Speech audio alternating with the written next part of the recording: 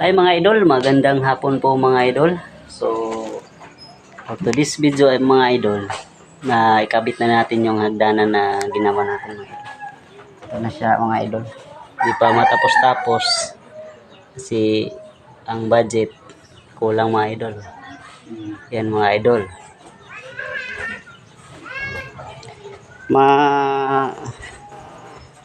Mas maganda siya apakan mga idol.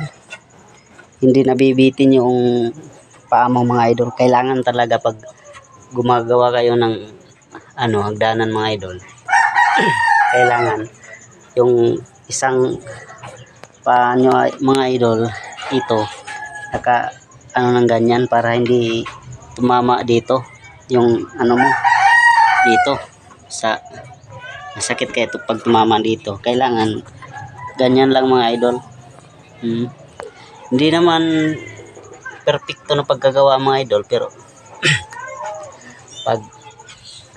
pag umakyat ka, pag naapakan mo, safety naman yung safety naman mga idol. Okay, at saka pagbaba mga idol, hindi ka malalaglag. Siya lang malalaglag kung iiwan ka niya. So yun mga idol, papakita ko lang sa inyo kung ito na tapos natin mga idol.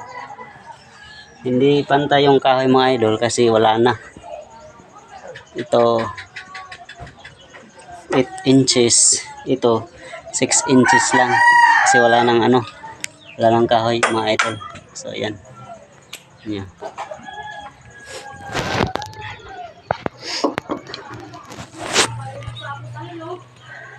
Yan mga idol. Sama yung mukha ko mga idol. Hindi hindi naman to masyadong perfect mga idol, pero makukontento ka pag akyat ka sa taas. Bawat may distansya. Kaya ang distansya niya mga idol sa magagaling dyan gumawa. Shout out na lang sa inyo kung anong mali ko. Siyempre lahat naman tayo may nagkakamali. Kakamali nga tayo sa isang babae. So yun mga idol, hanggang dito na lang po tong video na to. Thank you for watching mga idol. God bless you all. Bye bye.